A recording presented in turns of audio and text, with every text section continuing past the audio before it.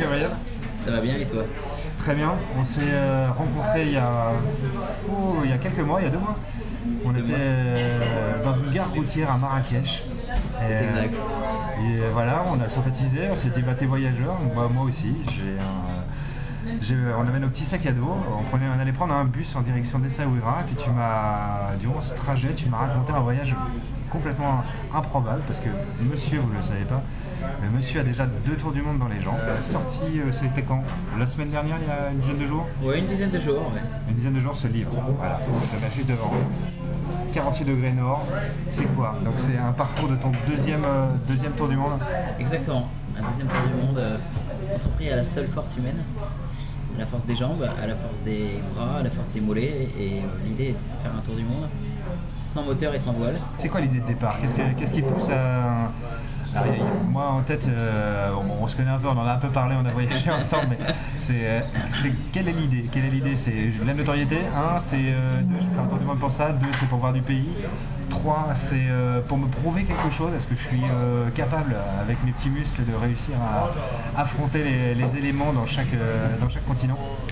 Il y a un petit peu de tout ça. Ah, il y a un peu de tout. Hein. Il y a un peu de tout ça, mais en fait, il y a un petit peu de... Il y a un côté... Je vais faire un truc à la con. Mais c'est quand même s'en mettre plein le physique. Ouais. Pendant combien de temps? Alors au total, ça a duré 17 mois, 340 jours d'efforts, si on enlève les jours de pause. Parce que tu as fait des pauses. Ouais, j'ai fait quelques pauses, je me suis reposé un petit peu. Mais en fait, ce qu'il y a de... L'effort avec de la pause. L'effort avec de la pause. Il faut savoir ménager sa monture. Donc un grand challenge avec 33 000 km en vélo. Ouais. Vélo, avec un jeu de mots. Vélo, E-A-U. Et kayak. Un livre, c'est une introspection aussi de ta propre vie, toi, Libanais. Ouais, il y a un petit peu de ça. En fait, j'ai coécrit le livre avec un journaliste et ami qui connaît très bien mon parcours et mon journaliste histoire. Qui s'appelle Patrick Filleux. Alors c'est un journaliste à l'AFP qui a suivi toute mon expédition. Et en fait, ce qui l'a intéressé, c'est essayer de, justement, dans cette question du pourquoi, comment, essayer d'amener le lecteur progressivement sur la ligne de départ. En disant, bah en fait, c'est pas un jour comme ça, t'es dans ta douche et puis tu te dis je vais partir à vélo, ni un jour où tu tombes du lit avec une grosse bosse sur le crâne, mais il y a tout un cheminement d'idées où effectivement Patrick a essayé de chercher des émotions dans mon passé. Parce dans que ton passé, ouais, d'accord. je suis né au Liban, enfin voilà, j'ai vécu sous les bombes et ça a peut-être contribué d'une certaine manière à me retrouver un jour sur une ligne de départ pour un tour du monde un petit peu farfelu, quoi. C'est quoi, si tu devais retenir une image vraiment forte, une anecdote forte de ton voyage? Ah, c'est dur ce genre de questions. Ah ouais, c'est dur, c'est pour ça que je la pose, sinon je la poserais pas.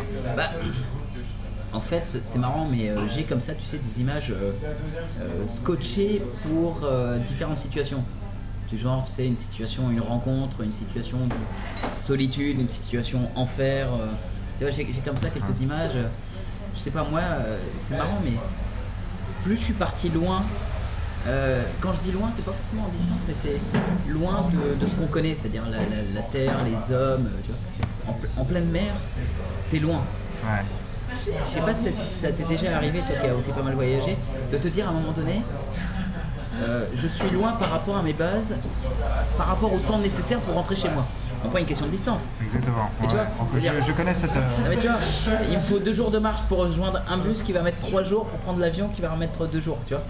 Bah, quand tu es en pleine mer, tu as cette sensation-là et là tu te dis, il y a un nombre de jours incalculable. Incalculable. Tu peux me raconter une anecdote assez amusante dont je me souviens et qui m'avait bien fait marrer, c'était quand je t'avais dit, mais quand tu es avec ton pédalo en plein milieu de l'océan, tu penses à quoi? Tu t'emmerdes pas et tu me dis mais la solitude en fait c'est... en fait j'ai eu un moment j'aimerais être avec mes potes et boire une bière. Mais ouais, parce qu'en fait, plus tu pars loin, et c'est pas ce que je disais, et plus ça te reconcentre sur l'essentiel. Et l'essentiel, dans le quotidien, tu vois, c'est son petit confort, c'est, je sais pas moi, c'est sa bagnole, c'est son salaire, et son chauffage, être au sec. C'est son chauffage, voilà, c'est la température ambiante, tu vois ce que je veux dire. Et en fait, quand tu pars loin comme ça, c'est marrant, mais progressivement, tu sais, il se passe un vide. Ça c'est le premier mois, tu as un gros vide. Et après, le deuxième mois, tu commences à reconstruire. Et tu reconstruis sur des bases qui sont l'essentiel. Et l'essentiel, moi je sais que ça m'a beaucoup manqué. Je revoyais, tu vois, je te donne l'exemple, juin, juillet, 17h, 19h, soleil couchant, il fait beau, tu es sur une terrasse, tu bois une bière.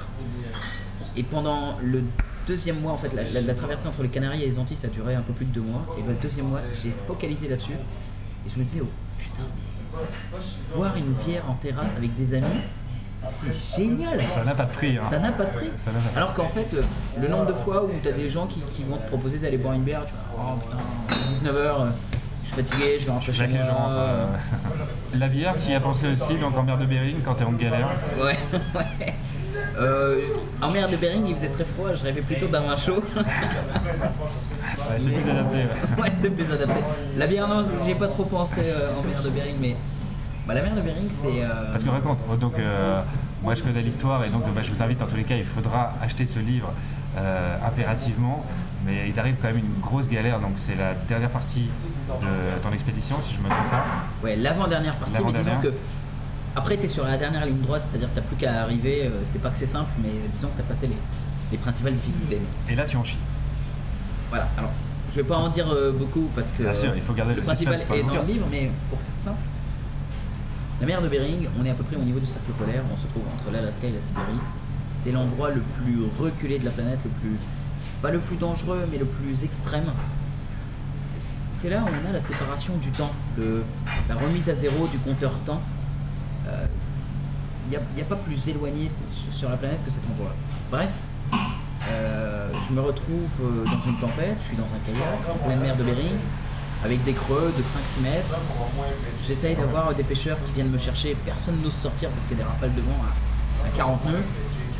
Et progressivement, une température extérieure à 0 degré, une eau à 2 degrés, je tombe en hypothermie. Et là, s'enchaîne un cercle infernal où il y a de l'eau dans la cabine, je tombe en hypothermie, plus ça va, plus j'ai froid. Et je suis obligé d'appeler les gardes-côtes qui viennent me chercher en hélicoptère. Donc dans mon défi de faire tout à la force humaine, sans voile et sans moteur, j'ai une décision cruciale qui est de dire soit j'essaye de pousser un peu plus la limite. Pousser la limite, ouais. Jusqu'à où on ne sait pas.